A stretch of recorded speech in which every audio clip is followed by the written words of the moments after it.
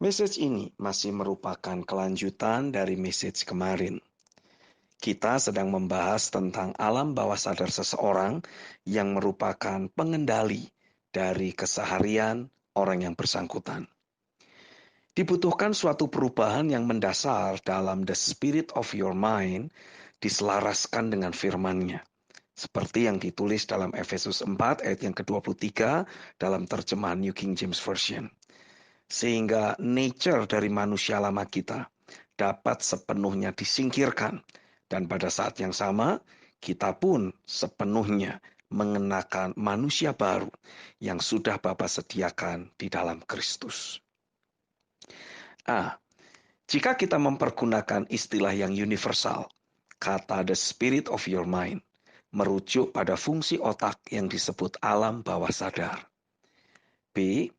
Di saat seseorang harus membenahi the spirit of your mind atau alam bawah sadar dalam hidupnya, dibutuhkan keberadaan seorang bapa rohani yang memang sudah terhubung dengan realita kerajaan sorga untuk dijadikan sebagai sparring partner dalam menyelidik dan membongkar semua paradigma, persepsi, dan perspektif yang selama ini sudah terlanjur terbangun di dalam alam bawah sadarnya.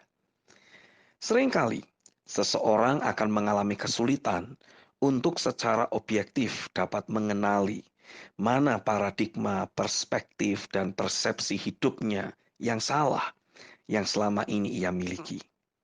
Karena itu dibutuhkan adanya orang lain yang akan dapat menilai secara lebih objektif semua pemikiran, pertimbangan, sudut pandang, ataupun emosi-emosi yang muncul dalam hidupnya. Sudahkah semua itu akurat sesuai dengan prinsip-prinsip firman? Sudahkah selaras dengan sifat-sifat Tuhan sendiri? Dengan seseorang membuka diri dan mau mengadopsi nilai-nilai kehidupan, dasar berpikir, dasar keyakinan, ataupun cara seseorang dalam mengelola emosi-emosinya dari seorang bapa rohani, maka saya meyakini orang yang bersangkutan akan dengan cepat mengalami kematangan, pertumbuhan, ataupun mengalami berbagai terobosan yang dibutuhkannya. Dengan seseorang mengadopsi paradigma, perspektif, dan persepsi seorang bapa rohani dalam menghadapi berbagai peristiwa atau situasi kehidupan yang ia alami, maka otomatis dia pun akan terhubung dengan realita kerajaan sorga yang bapa rohaninya sudah nikmati. Cukup dengan membangun keterhubungan yang sehat atau akurat dengan seorang bapa rohani, seseorang akan dapat mengakses baik itu paradigma, perspektif, ataupun persepsi yang dimiliki oleh sang bapa rohani. Dan mempergunakannya menjadi suatu input baru yang dapat ia pakai untuk merombak semua paradigma, persepsi, ataupun perspektif yang selama ini tersimpan atau sudah terlanjur terbangun dalam alam bawah sadarnya. Sebagaimana sang bapa rohani terhubung dengan realita kerajaan, ia pun akan jadi menikmati keterhubungan yang sama. Adalah penting untuk kita belajar membuka diri dan menerima berbagai input ilahi, untuk kemudian kita jadikan sebagai file dan data baru dalam alam bawah sadar kita. Lakukanlah perenungan dan selaraskan alam bawah sadar kita dalam aspek-aspek berikut. Aspek prioritas kehidupan yang kita miliki. Baca dan renungkan Matius 6 ayat 33, Efesus 2 ayat yang ke-10. Dalam aspek keinginan untuk menjadi orang yang sukses atau berbahagia. Renungkan kitab Yosua 1 ayat 8 dan Mazmur 1 ayat 1 sampai 3. Aspek jati diri kita di dalam Kristus. Renungkan Roma 8 ayat 15 sampai 17 dan 2 Korintus 5 ayat 17. Di saat kita sedang bergumul atau menghadapi suatu pencobaan, renungkan kitab Yakobus 1 ayat 13 sampai 15 dan 1 Korintus 10 ayat 13. Di saat kita merasa lemah atau seperti ditinggalkan sendirian oleh Tuhan, Renungkan kitab Yesaya pasal 46 ayat yang keempat, Yesaya 49 ayat 14-17, dan Yohanes 14 ayat 16-18. Sebetulnya masih ada banyak aspek kehidupan lain yang harus terus diselaraskan dengan firman, khususnya dalam aspek interaksi dengan sesama. Karena justru kesalahpahaman atau friksi dengan sesamalah yang banyak berpotensi untuk merusak kualitas hubungan yang kita miliki dengan Bapa. Baca dan renungkan ayat-ayat berikut. Jadikan sebagai patokan dalam kita membangun hubungan dengan sesama.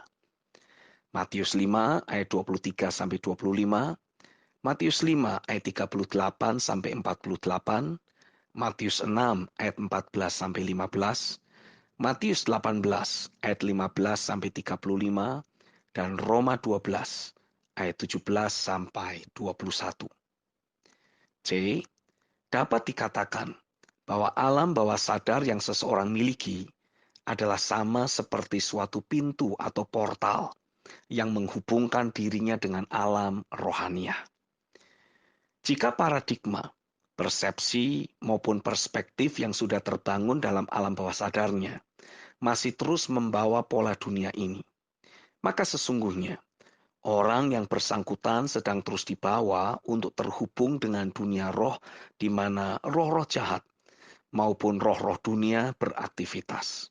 Otomatis, kehidupan sehari-harinya akan terus mengalami berbagai intimidasi, tekanan, ataupun berbagai aktivitas dari roh jahat lainnya.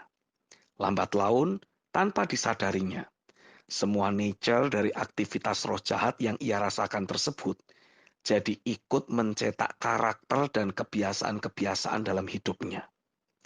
Orang banyak akan ikut memeteraikan jati diri bentukan dari roh-roh jahat tersebut dengan ucapan, memang dia sering hidup dalam kekhawatiran, atau dia memang sering berputus asa, dan sebagainya, dan sebagainya. Berbeda dengan orang-orang yang terus secara aktif melakukan perombakan dasar berpikir, dasar keyakinan, maupun kebiasaan-kebiasaan dalam ia mengekspresikan emosi-emosinya. Orang yang bersangkutan terus membongkar alam bawah sadarnya dan membangun ulang semua paradigma, perspektif, maupun persepsi kehidupan yang ia miliki untuk terus diselaraskan dengan firman. Otomatis, kehidupan sehari-harinya jadi terus memanifestasikan keberadaan Kristus secara nyata. Dengan alam bawah sadar seseorang terus diselaraskan dengan firman, maka Tuhan pun akan membawa orang yang bersangkutan untuk terhubung dan memanifestasikan realita kemuliaan kerajaan sorga di bumi ini. Ada banyak keajaiban, keilahian, maupun berbagai perkara supernatural lainnya yang bakal terus bermanifestasi di dalam kehidupan sehari-hari orang tersebut. Amin. Saya Stephen Agustinus. God bless you.